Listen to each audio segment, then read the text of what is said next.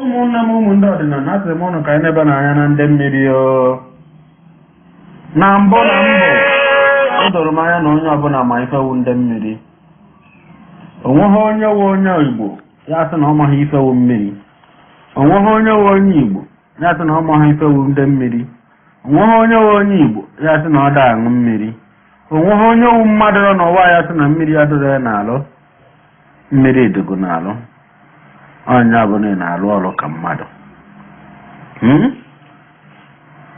Mana abịazie n'ime mmiri ahụ anyị na-ekwu okwu onye ọbụla ife mmanụ. Ka anyị kwuo okwu the energy mmiri ahụ na-epozes. Mmụọ mmiri ahụ na-epozes.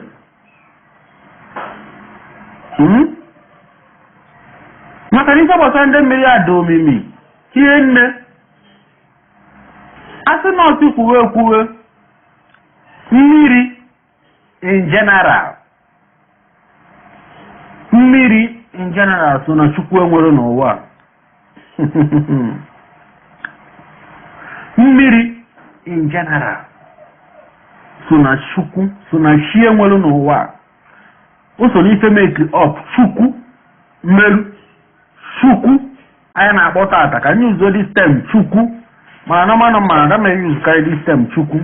I don't carry Chukwu because I know how it originate here. So I don't like energy based on the ground and the level of never put that. Mana can them mother when we kids will understand them help we misunderstand them. Let's use Chukwu.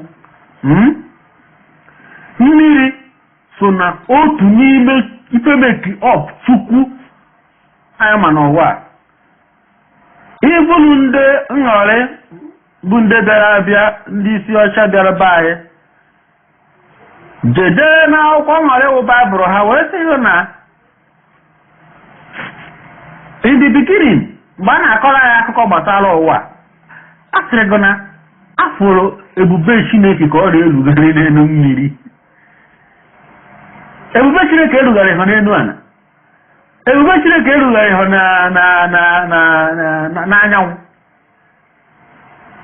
Asị nọ n'elu mmiri ka ọ na-erugharị. Kedu ife ọ na-erugharị n'ebe ahụ? Kedu ife ọ na-erugharị n'elu mmiri?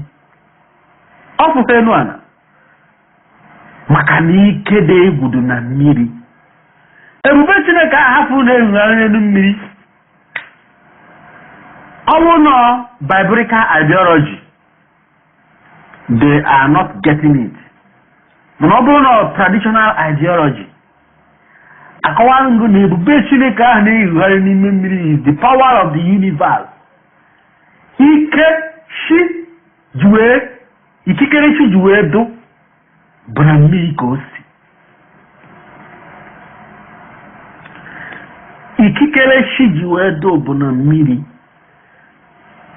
Maka na ịkọwa agharị ngwa wọ́n mẹ́pọ̀tàlá okike itinye ha mmiri. In fact ịgụwa nke izizi itinye ha mmiri maọbụ ịgụọ nke izizi ọ bụrụ na ọha mmiri bụ nke izizi ema na ịghọtara ife ego maka na mmiri bụ isi sekpụ ntị n'ụwa. Ka anyị kwuo n'okwu gbasara ndị mmiri. Mmiri bụ universal that na onweghị onye ọnọ n'ụwa amara na o nwere energy nọ na mmiri. Onweghị onye ọnọ n'ụwa amara na o nwere mmụọ nọ na mmiri. Wụrụkwa ndị chọrọ ịgwa onwe ha eziokwu. Wụrụkwa ndị chọrọ ịgwa onwe ha eziokwu. Onweghị onye nọ n'ụwa ya sị na o nwere ife ọ na-eyi nwere ike ime n'ụwa ejighị mmiri. Ọ dịrọ possible. 70% of women living assistance bụ mmiri. Ịfụ na ọ bụrụ na mmiri adịrọ ọgụ n'ahụ ị ga-enwe a good balance of breathing ihe ka ume ọfụma ikuku anya awụ ọkụ na-arụ gị ọfụma. Ọ bụrụ na ihe dedere n'ụwa according to ndị nghọrị iwu ndị Baịbụl ịfụ na mmiri so na one of the 10 Chineke na Baịbụl ekele eke. Mmiri so now one of the things water was not created. There are two things that was not created, and water, among of them that was not created. Mmiri was never created by anything.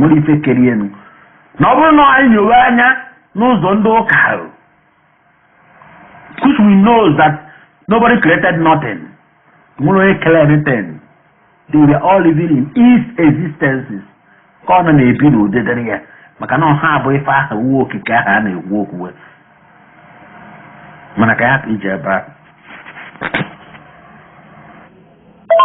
Igbo or spirituality.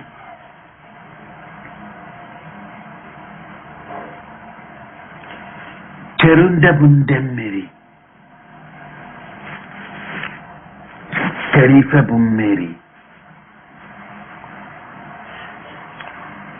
Ụfọdụ ndị jebe dibịa gbagha afa sị ha ihe alụ ọrụ mmiri agbagha afa ọrụ mmiri. In fact, highest thing dibịa na-agba kịta n'afa bụ mmiri.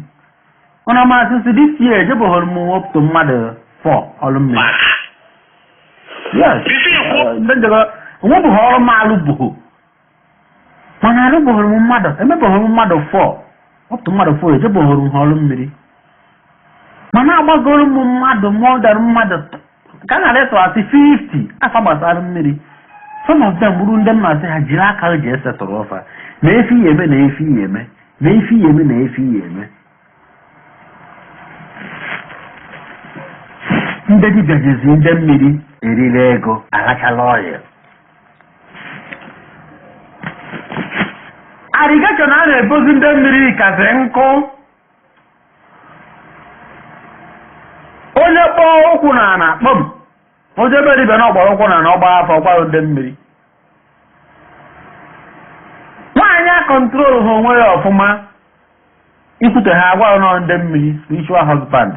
Irrigation spiritual husband di buziketa adugo excess. Umuzi ife ndị eze nwanyị ndị dibịa ya maketa ahụ spiritual husband.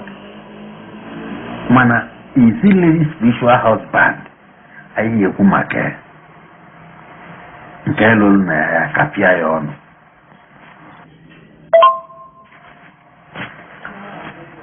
Ndị mmiri bụ an energy. Mmụọ dị na mmiri dọwagala onwe ha nsọ nke ukwuu.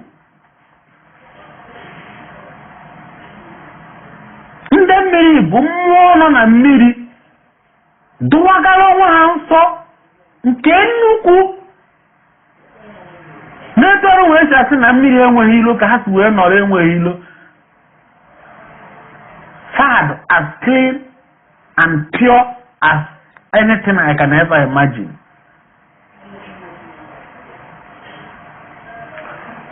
Ọha bụ ndị mmiri. Energy nọ na mmiri.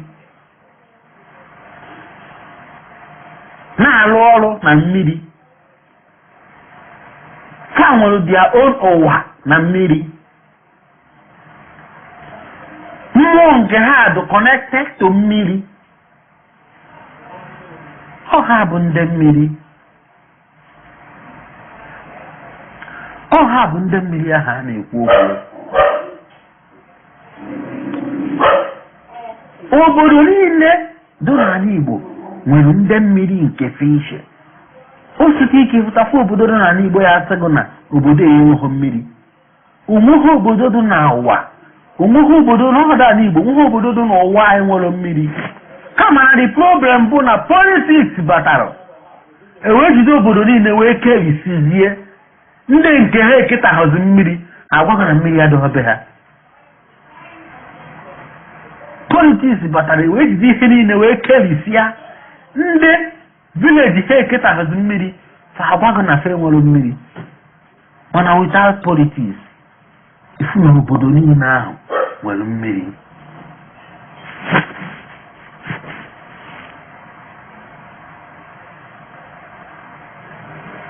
Kedu ka isi emekwa ndị mmiri be nna gị?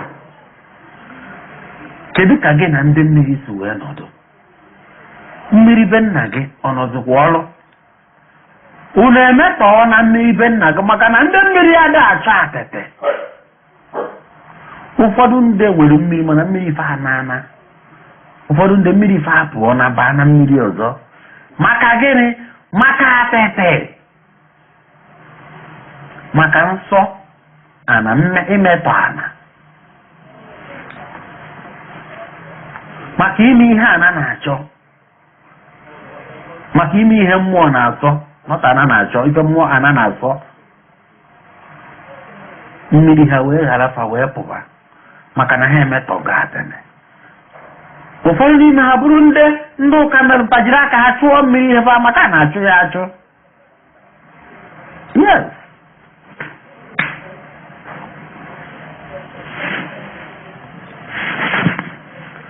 ha ncha wee bụrụ ọrịa ya na-arịa tata fancha wee bụrụ ife na-ewetara anyị ife isi ike tata izeze na nke dibịa ọtụtụ ihe afa kpụm ọsọ na-emakwana ewu nwa mmiri emakwana ndị mmiri na-enye gị nsogbu guje dozie ndị mmiri guje na ihe eje ọrụ mmiri onye ọwụna na-agbazi afọ ọrụ mmiri kịta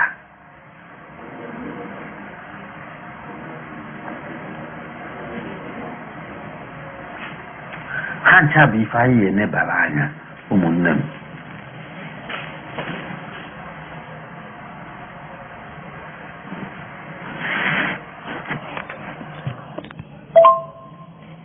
okwu ịgba agụ ndị na-akọ akụkọ gbasara n'ijere be dibịa jeje gbaa afa mmiri asịgụ na mmiri na-enye gị nsogbu asịgụ na mmude mmiri na-enye gị nsogbu asịgụ na dị mmiri na-enye gị nsogbu ọ bụrụ ndị ọwụ na mmiri na-enye nsogbu owu bụ na onye ahụ ya akwara ebu wee jebe na mmiri ọ bụghị onye ọrụ mmiri na-enye nsogbu bụ na onye ahụ ejekpọnata mgbe mmiri ụnọ na be ya ọ bụghị onye ọrụ ndị mmiri na-enye nsogbu ịmara spiritual husband mba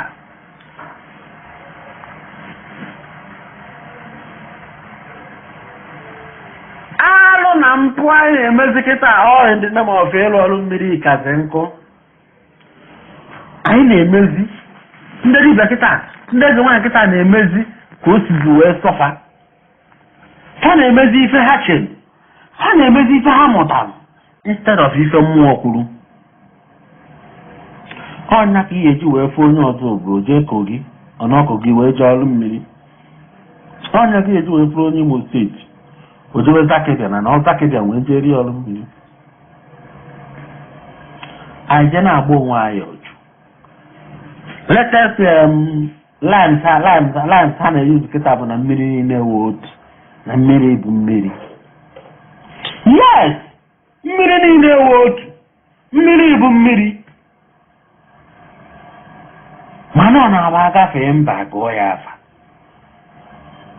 mmiri na-eme ọ gaa mba mmụọ nwe mba ahụ akọrọ ya mmiri na-eme ọ gaa mba mmụọ nwe mba ahụ akọrọ ya ọ gaa mba mmụọ nwe mba ahụ akọrọ ya ọ bụrụ mmụọ nke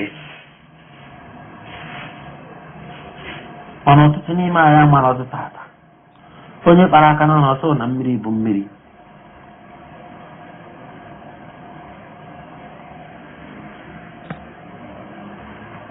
o wee ma ọtụtụ n'ime ọtụtụ imirikiti n'ime imirikiti wee bụrụ ndị na-eji ana ego ha n'iyi all in the name of na na-eje ọrụ mmiri si afọ onye Imo steeti eje na River Niger jere ọrụ ya ọrụ mmiri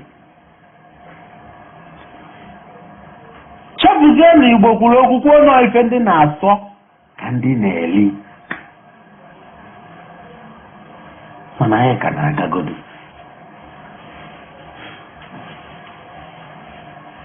ọ bụrụ onye ọbụla ndị mmiri na-enye nsogbu bụ spiritual husband ma ọ bụ spiritual wife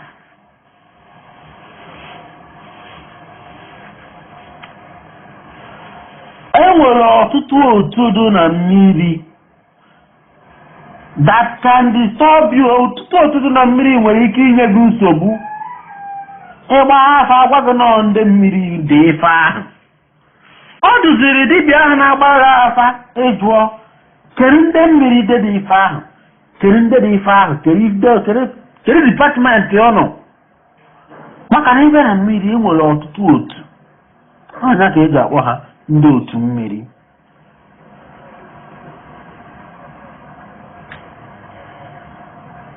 Mmiri nwere ike na-enye gị nsogbu, onye ahụ spiritual husband. Ma ọ bụrụ ndị mmiri, alụsị nwere mmiri, ma ọ bụ eze nwoke bi na mmiri, ma ọ bụ eze nwaanyị bi na mmiri na-seek for your attention.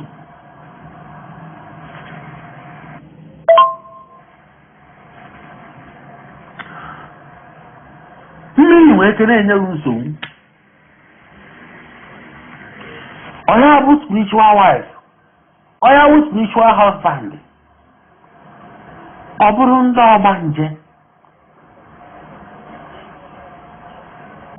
ọgbanje, na-seek your attention.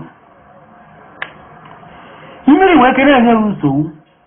Onye bụ ndị mmiri, onye bụ spiritual husband or wife, onye bụ ndị ọgbanje, ọ bụrụ ndị iyi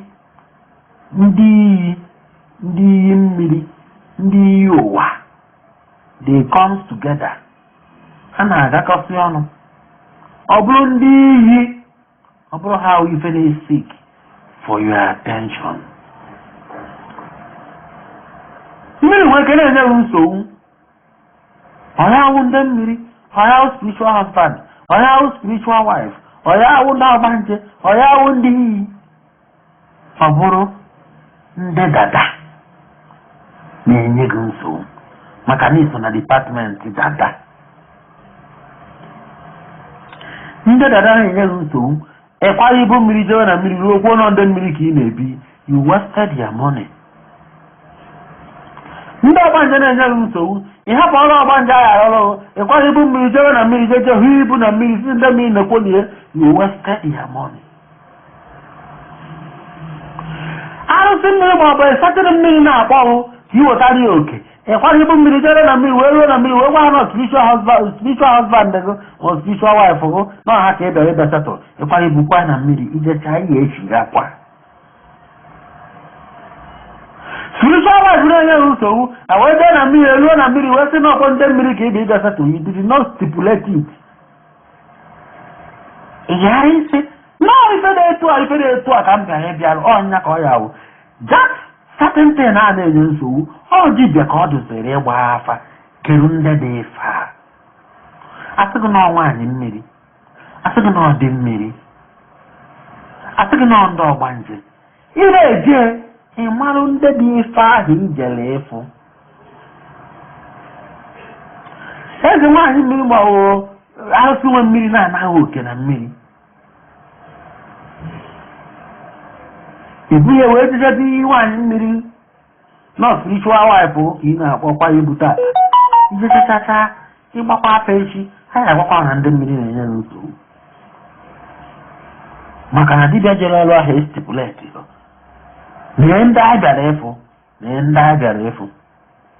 Ọnya ka ọ bụ nwa ọzọ nta ochukwu ya m na-eje ọrụ mmiri, ada m akwụ ibu ofu onye, ana m akwụ ibu ọha. Maka na mgbe ọbụla ndị mmiri gwagụ wetara ha ife nwere rizin eji wee gwagụ. Ndị mmiri mgbe ọbụla mmụọ gwagụ mee ife nwere rizin mmụọ ahụ jisigo mee ife ahụ. Sometimes ọbụla anụ ahụ anyị na-egburu ha ụkwụ mkpa ha.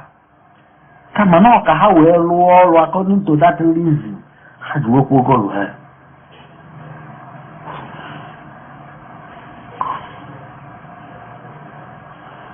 Ndị mmiri gbagide ụgwọ wee gwa na ya akpụtara ha ewu ma na-adụgo ndị ọha ya eri oke ga na ọ bụrụ an issue of nwaanyị mmiri alone. Ma na ọ bụrụ the issue of nwaanyị mmiri alone. No generate goto ndị ọha ma ọ bụ ezumezu ndị mmiri ya fụ n'onye ka eji esigo weta ewu ka o wee zuru ha oriri. Ị nwere ike na-agba afa dibịa sịrị na nwaanyị mmiri na-enyekwa nsogbu na nwaanyị mmiri unu ejite ọ bụ na ọzọ bịa ma eji nnekwu ọkụkọ iwuru nnekwu ọkụkọ kwara ibujere na mmiri iri kpọọ nwaanyị mmiri ite na-ekwu nnekwu ọkụkọ ịgbatara ya dawande ndị mmiri wee ga-enye ya nsogbu ogwe ahụ na nwaanyị mmiri unu enye nsogbu na ndị mmiri na-ejite ọ bụ gụ wee bịaba gụ were ewu wee bịa iwe were ọkụkọ wee jee nwanne imechakwa ịka ya eji ya kwaje wụtara ha ewu maka na ewu ahụ nwere ndị nweenụ maka na ọkụkọ aha ahịa ezigbo ha maka na ha aka nkụ ọpụgo an issue of spiritual wife or husband ọdụgo involve ndị ọha